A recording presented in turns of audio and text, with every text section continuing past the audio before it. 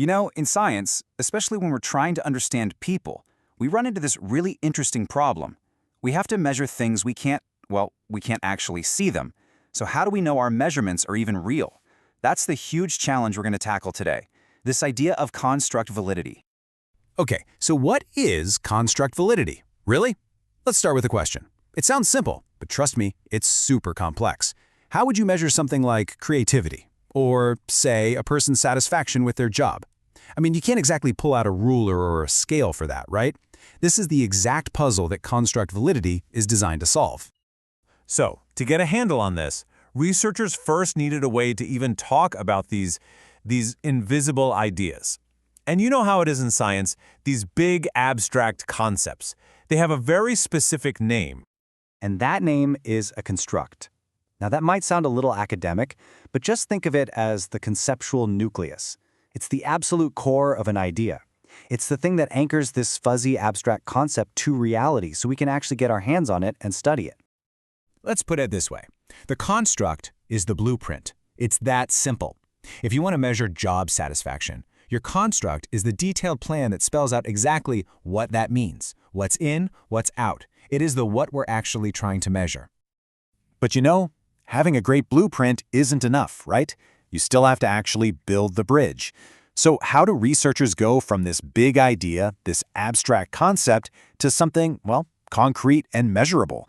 It turns out it's a pretty rigorous process. Yeah, it's definitely a multi-step journey. It all kicks off with a really strong theory. Then it moves into something called operationalization. And don't worry, we'll get to that in a sec. After that, researchers develop a scale, think of a questionnaire. And finally, they have to check if their new tool is even reliable. And it really all has to start with a solid theory. I mean, the theory is what gives you the conceptual architecture. It's what gives the whole idea direction and meaning. Without a clear theory, you're just measuring stuff aimlessly, you know? And this brings us to one of the most crucial steps of all, operationalization. This is kind of the magic moment, the translation step.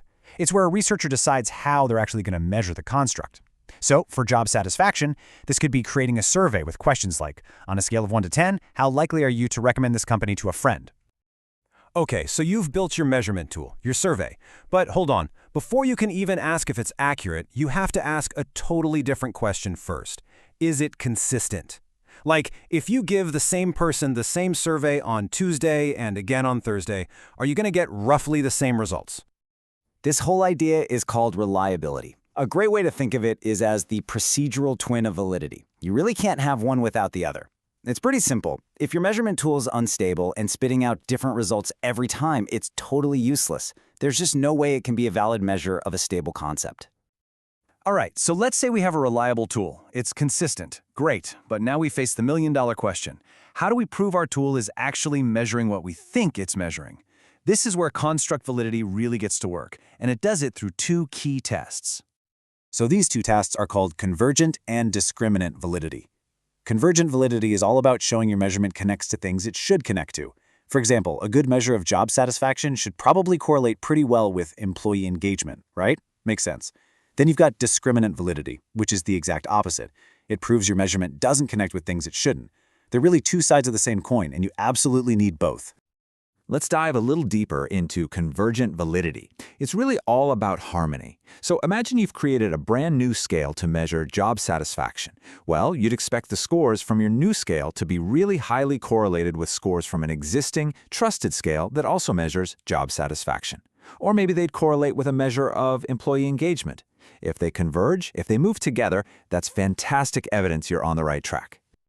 Okay, now for discriminant validity. This one is all about drawing sharp lines in the sand, you know? Preserving those conceptual boundaries. So, for instance, our shiny new job satisfaction scale should not be super correlated with something like, say, general happiness outside of work. I mean, sure, they might be slightly related, but they are not the same thing. This test is crucial because it proves our measure is unique and isn't just accidentally measuring something else entirely. So, after all this work, defining the construct, building a reliable tool, running all these super rigorous tests, what's the point? What's the big payoff for all this scientific heavy lifting? Well, the payoff is that your validated construct doesn't just float around in isolation. It fits into what researchers call a nomological network. And the best way to think about that is like a constellation of stars. Your construct is one star, and its place in the sky is confirmed by how it connects logically to all the other stars, all the other concepts around it. It has a home. So, when all the pieces of the puzzle just click into place, when you've got that clear theory, that reliable measurement, and it passes both the convergent and discriminant validity tests, that's when you get the ultimate prize in research. Confidence. That's it. That is the real product here. It's confidence that you're truly measuring what you claim you're measuring. It's confidence that your findings aren't just some random mistake or a fluke of your methods. It's confidence in your interpretations, and maybe most importantly, the confidence to build new theories on top of your work. But I do want to leave you with one last, really crucial thought about this whole process. In science, confidence isn't, well, it's not a permanent state. You don't just get your validity badge and then, poof, it's good forever. The work is never, ever truly done. This idea actually connects to a powerful concept called zero-based thinking. It's this practice of reevaluating everything from scratch, assuming nothing is a given.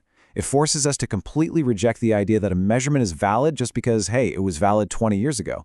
Instead, it demands that we constantly ask not just, is it valid, but a much, much tougher question. With everything we know today, is it still valid?